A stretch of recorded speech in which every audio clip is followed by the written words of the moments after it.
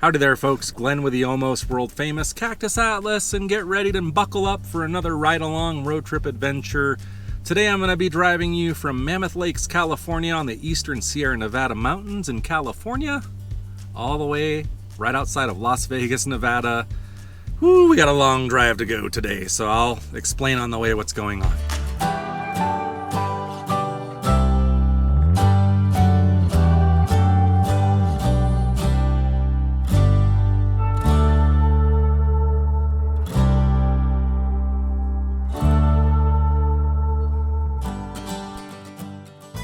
Alrighty, I've got everything situated, I think, for the journey, and we should be ready. So we're departing Mammoth Lakes now, but we're not driving far for our first stop. Onto Frontage Road, then Lady, turn left. I haven't moved yet. You can wait. You can wait. Okay, we're back on 395, familiar terrain from our last road trip, which was yesterday for me.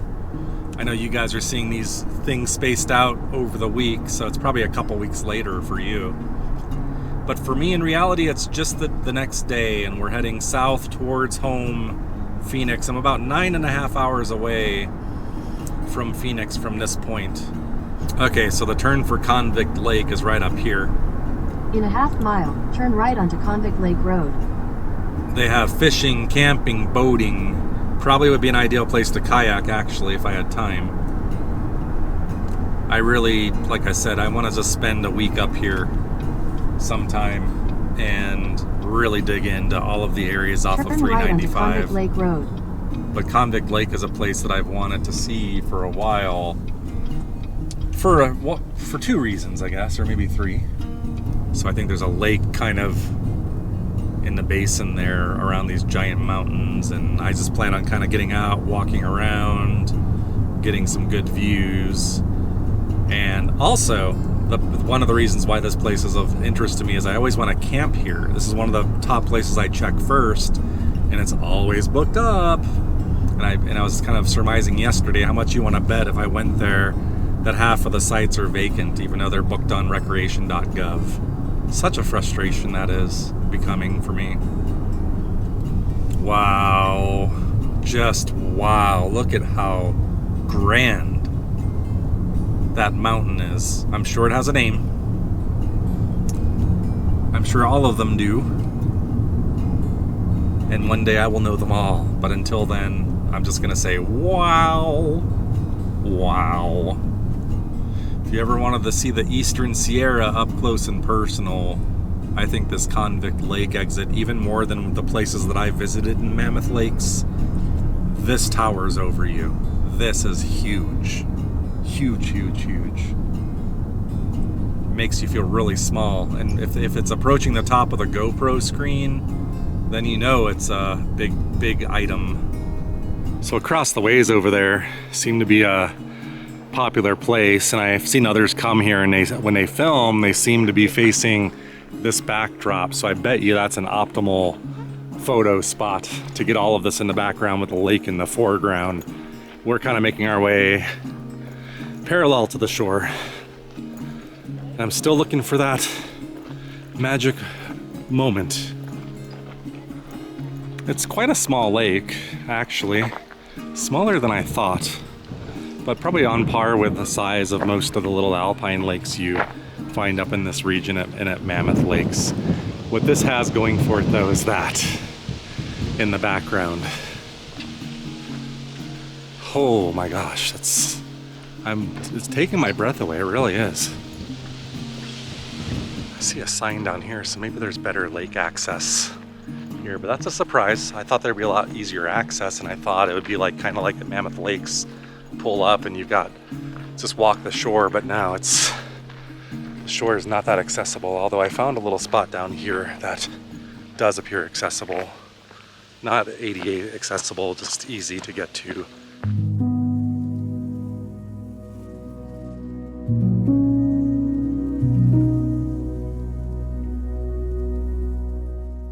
Alright, now I'm satisfied. This is approximately the kind of view that I wanted to get.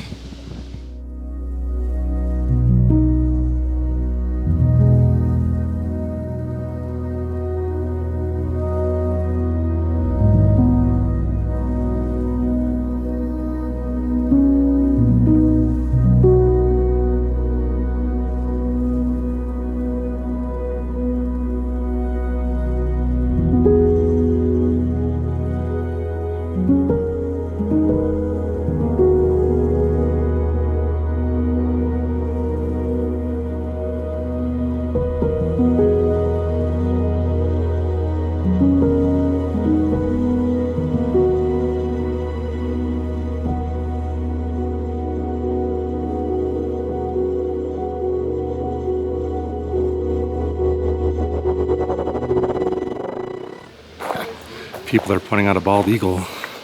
I see it. Oh, wow, this is much more majestic than I ever could have imagined this. I knew it would be awesome, but... Convict Lake. Now that's how you start a dang road trip adventure. But anyway, now I know it's a very insanely busy, popular area. More than I ever realized. Alright, I think what we're going to do now is plot a route to my next major destination. I'm just still at this point going to lead you along a bit and just say one of my favorite ghost towns, and we've been to it. I've been to it a couple times for different reasons. One having to do with Seldom Seen Slim. And if you don't know what I'm talking about there, then just go dig in our back catalog and look for videos. I've charted a course to my next destination, which is 3 hours and 12 minutes away from here. So I am heading to, right outside of Beatty, Nevada, a town called Rhyolite. So a lot of you new folks that maybe have never seen it or don't know what I'm talking about, stick around. It's really cool. But I would say it ranks up there with Bodie as among my favorite ghost towns. Bodie still ranks supreme, don't worry, but Rhyolite might be in my top 3. For now, I say I just kind of cruise along here and get some miles under my belt, give you some views once in a while, and I'll talk to you a little bit further up the road.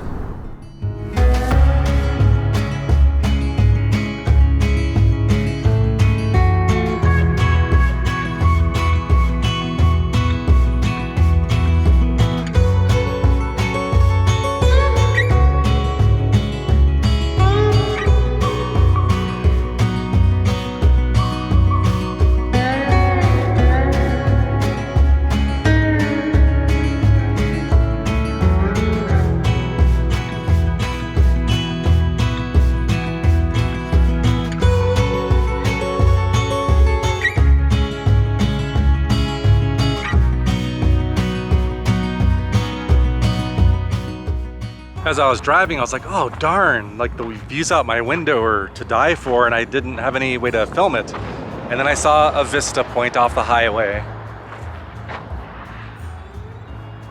Here are our friends, the Eastern Sierra Nevada again.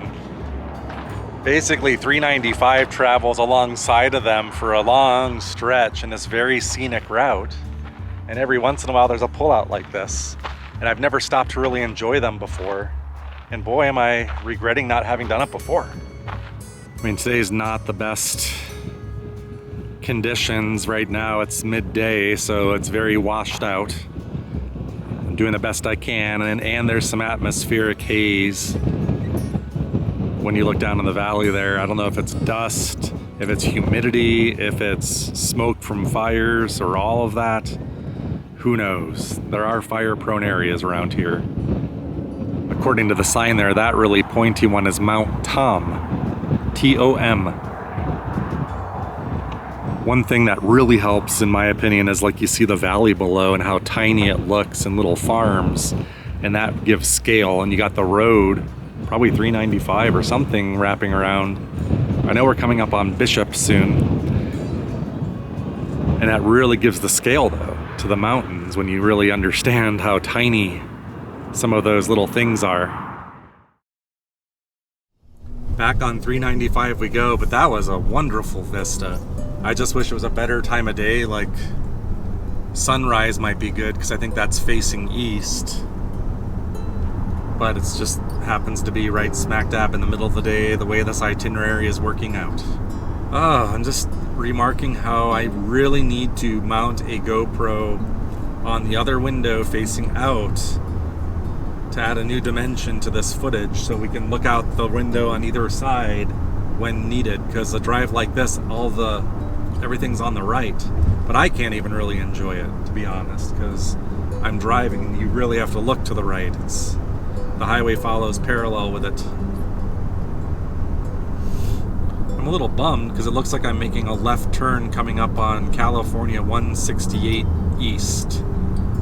I think that's the point at which now we're getting off of 395 to head towards Nevada, because I think I see Mount Whitney, or I always am confused which peak it is, but California's highest peak. And it's beautiful, and the Alabama hills are over in this area, and I've always wanted to play around in there more. Was there briefly the last time I was up here. Filmed a little bit, a smidge. I can't though, because the more I delay, I'm really racing having in daylight. In a half mile, turn left onto California 168 East. Okay, if it's taking us up and over these mountains, like when I went to the Bristlecone Pine Forest, we're in for a Continue on treat. California 168 East for 38 miles. That would be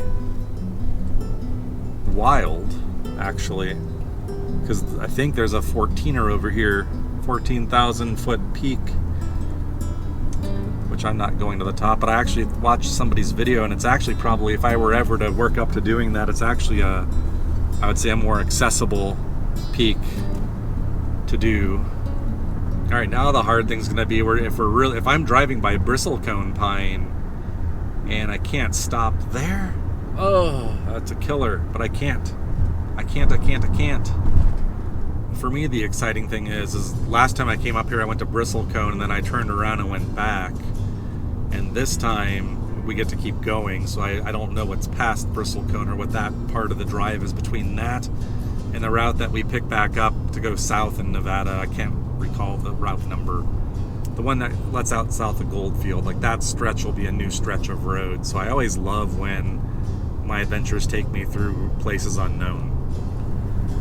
My memory is back with this drive now. It's all come back because it's so recognizable. It's such a twisty, turny road through this terrain like this. So I think I remember both the drive up and down, and I remember enjoying it immensely as I am now. It's a fantastic road.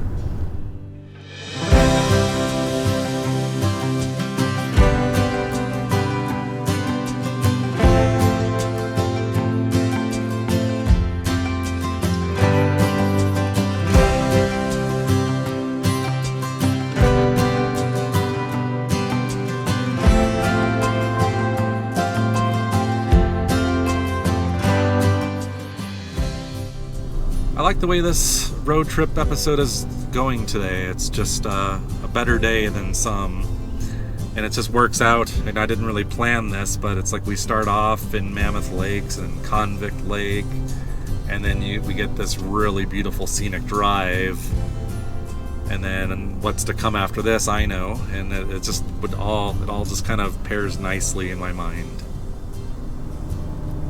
These are just huge mountains too, just like they've been this whole time. Don't let these fool you. I know they don't have the craggly gray glacier carved peaks like the ones behind us, but these are the ones not to be trifled with, I promise you.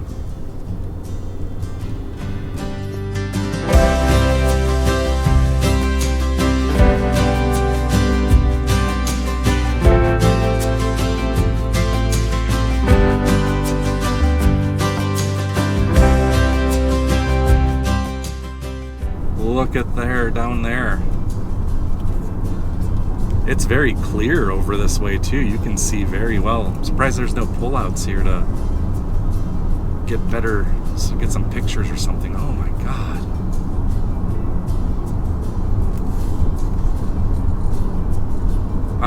My mouth is just like, I am just, wow.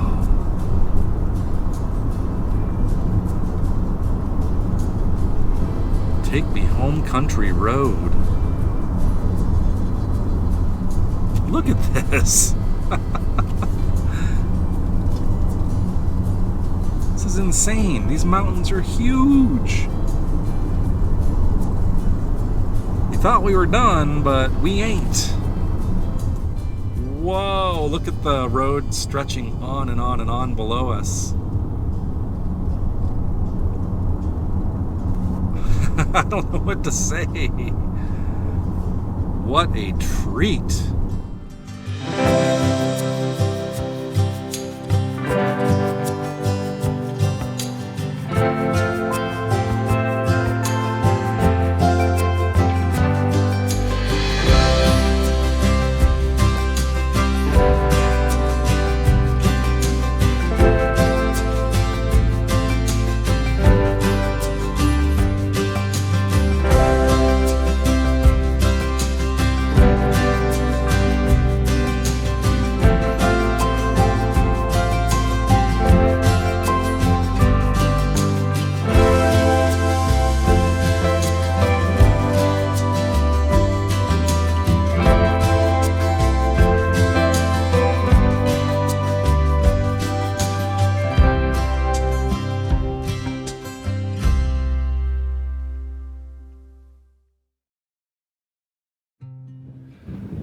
So we came down that road, up and over those mountains, and behind the mountains are the even taller Sierra Nevada with all the snow-capped peaks. Mount Whitney is probably among them, I would have to imagine. I just don't know which one, or if you can see Whitney from here. But yeah, we came up and over that set, and then that really long plain. You can even see the road from here stretch on and on and on. Absolutely fantastic. All right, I've wandered out through this brush, kind of bushwhacking through. It's easy to find your way, but I'm kind of getting away from the car. Just wanted to get a little bit closer so we could see up and over this hill and try to get a nice shot from up here. And I think that's it. You got the mountains back there. What a drive. I can say with certainty, at least in 2023, that whole drive through this valley, coming down up and over those mountains, just the whole thing on that California route is #1 for the year. My #1 favorite scenic drive, especially the section coming down and then through this really flat basin and just the road stretching on miles and miles. It's a masterpiece, it really is. All right, let's pull back onto this route without getting killed. That was amazing, that view and the drive through it. I tell you what.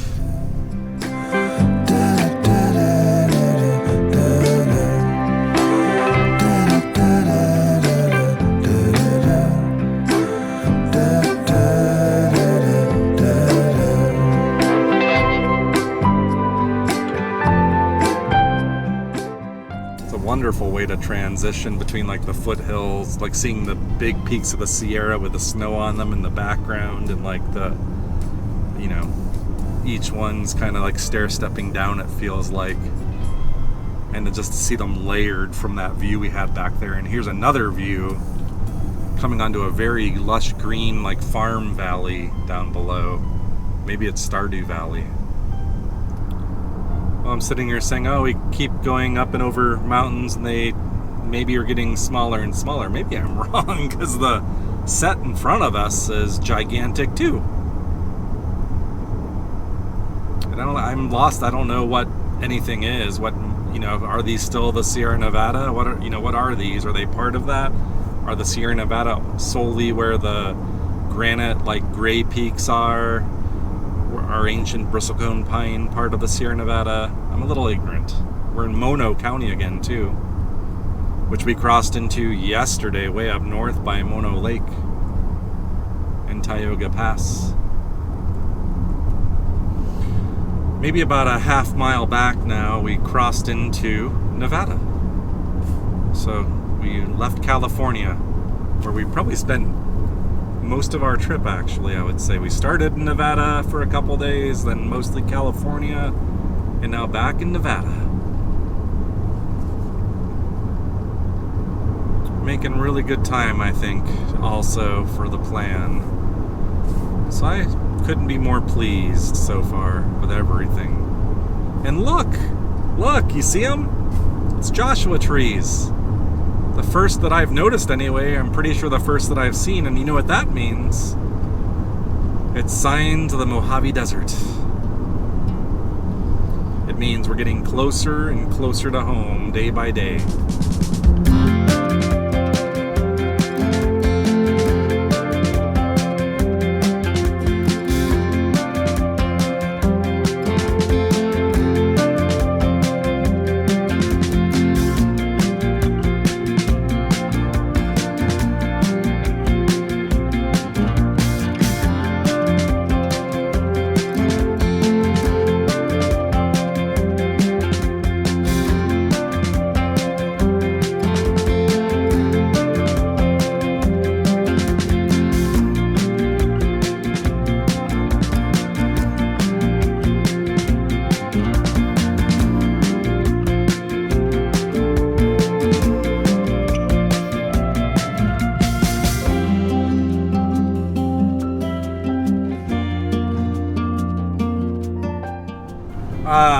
What satisfaction that was. That was awesome. That was one of the best parts of this whole trip, that drive across to 95 here in Nevada. And now we're back in familiar territory because when the trip started, we started the very first morning and we left the Sands Motel on the very first road trip episode from this series.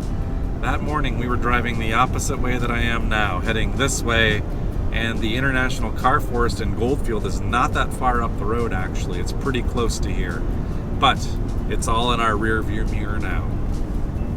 And this is the part of the road trip where I start having some second thoughts about tonight's plan. It never fails, but it's a Saturday, as I think I've indicated before. I've been on the road since not last Saturday, but the Friday before, or actually Thursday before is when I left home. So I've been on the road for a long time for me. I don't do this full time. And I do miss my creature comforts and my cats, and of course, Amy. So I don't know, when you guys are on trips like this, do you try to maximize your time up to the last minute? Or towards the end, do you start setting your thoughts on the near future and all the stuff you need to do, and then you start to say, well, do I keep it up or do I go home? That's kind of where I'm at right now. And part of me then starts thinking, you know, we started in Nevada and ended there, at least the road trip drive. I didn't really do any videos in this area.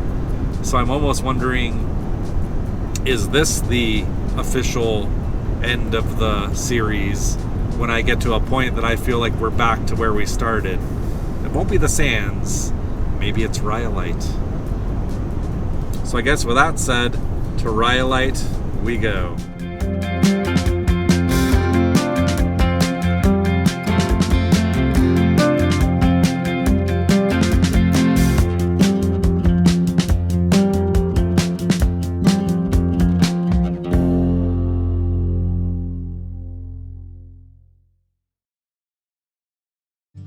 Rhyolite shares things in common with Goldfield, Tonopah, and a lot of other places around here in that it was really part of a sequence of gold and silver booms and rushes here in Nevada, really kind of starting off with Tonopah, and then Goldfield set off, and then Shorty Harris, somebody kind of has some fame in the area, an old prospector, an old timer who's no longer, he's passed away a long time ago,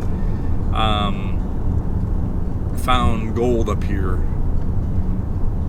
I'm gonna review my old videos. I do not remember this pile of waste rock, that almost like the pyramid of Giza off to the right here. Jeez Louise. I want to say you could see the town by now, and now it's going to be hidden back here. And these companies don't care. If they could get Rhyolite, I think the BLM owns it, they'd have no problem plowing it over and saying, screw you, you know, these modern mining companies. But you're not going to get the usual really in-depth today. It's going to be a quick, hi Rhyolite, how you doing? Maybe an anecdote or two. I'm going to make a beeline for the train station today, as that's one of the structures that I'm always keeping a close eye on. Because over time, they've had some other wooden structures. One got struck by lightning a few years back and burnt down. It's just not much left to burn here, actually. It's mostly concrete, like basically the shell of what once was. It's a bit of a busy day here in Rhyolite. More folks than I usually see. Sometimes I'm the only one out here. There's a very famous facade there on the right, if you know Rhyolite, and on the left, that's the Cook Building, I believe is what it's called. And I've shown like before and after photos in one of my videos of what that looked like, morphing into what it looks like now. It's a very photogenic town though. One of the finest, and I love the Bullfrog Hills and this whole area. This here is one of my favorite structures here. It's the old railroad station from like when the actual old Tonopah Bullfrog Railroad was in operation around the turn of the century. There's something really super exciting in that I've never seen this open before, ever. I'm not gonna do anything bad. I know that's under video surveillance. I assume this is meant to be open. So I'm going to see if we can take a peek. I've always wanted to check this out. And you probably won't be able to peek in there, but I've never been able to, this is a treat. I would have to assume that's intentional. And if not, I mean, what the heck? It's not my fault. I'm actually walking in the railroad station here. Or if you could think back in the day, like people actually were taking the railroad to make their rounds and get around, and amazing. That's what eventually at one point became a casino. Out here you can kind of still make out the sign out front up on top, but this is a treasure to me.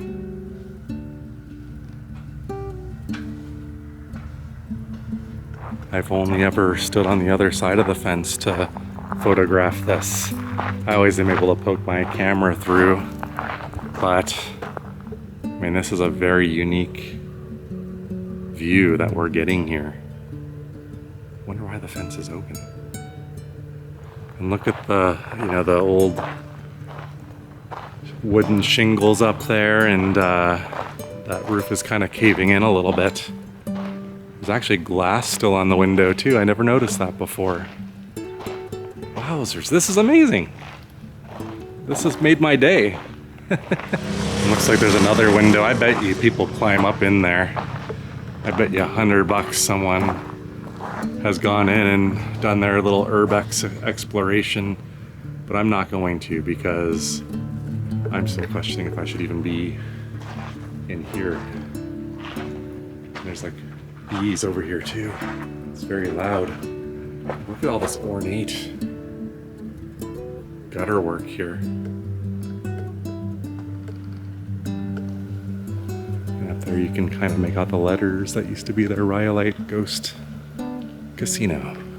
And then I think behind it, it just says Rhyolite, the original railroad sign. So I think that's the original. If you look at old pictures, you would see it would say Rhyolite. And then yeah, over top of it, they painted over and had the casino sign, it looks like. And this is always a nice old relic. It's on display. It's an old caboose car, I think, or train car, that it wasn't uncommon back in the day for people to convert these into a home. So someone lived here, like a miner or somebody at some point. That's why that's here. It was like, wow. I've always wanted to come here. And in fact, I haven't done it, but I just want to touch this.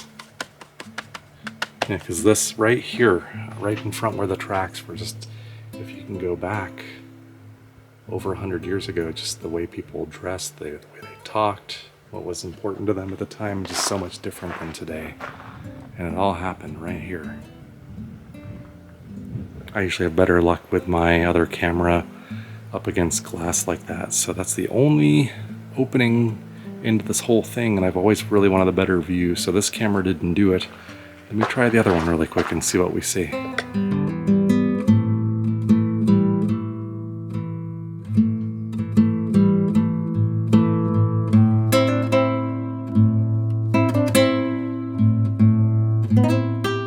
So I guess BLM or National Park Service, I don't know. Is this supposed to be open? I don't know. But I fully admit, hopefully I'm not incriminating myself. Well, sure I am if I'm not supposed to, but you know, I'll push back. It's like wide open. I mean, in a very obvious spot. So I'm not the only one that's walked in today, but I don't think I did anything wrong as far as I'm concerned. Well, that there was a treat. For me anyway. For you, you're like, whatever. What's so cool about that? But it is cool because really this whole town, if you really know the story, this would have been, you know, early 1900s. I think by 1907 this place was like really booming, and then everything came crashing down because there was a market crash. The price of metals dropped considerably, making it not profitable anymore, and they overvalued all the mines around here, so everything came crashing down. Even Tonopah Goldfield was set on hard times, but I think this place got it the worst. And a very once vibrant town with, you know, if you look at old pictures of this town, how big it was, and even like these multi-story buildings like the Cook building, this was a real place with like a lot of people living here. I heard they had an ice cream parlor here. They had a parade with elephants walking down this very street right in front of that store up on the left across from the Cook building here. It's amazing. But Rhyolite, yes, this is one of my favorite ghost towns just because it's such a sad story, and there's enough here left to let you kind of relive the history in your head and imagine. But I think these are new barbed wire fences too since the last time I was here. Can't remember. But anyway, it's just kind of a sad story because it was a place full of hope and dreams for so many, and then it went away, and even the railroad virtually disappeared. And off to the right, there's some dirt roads. There's the original Bullfrog Cemetery. First town out here was Bullfrog after the claim that got this started here. And then Rhyolite kind of came up, and Rhyolite became the de facto town of the time. And then the town of Bullfrog kind of dissolved, but there is an old cemetery out in the middle of the desert where Panamint Annie, one of the legends of Death Valley, is actually buried. You can see her tombstone there. I think this is a fitting place to end. We're still in Nevada, just a little ways down that way where the Death Valley sign is that I can see from here. We would be ending in California, and we really should be ending in Nevada. We're ending it in Nevada. We started it in Nevada. We've come full circle, and we did it.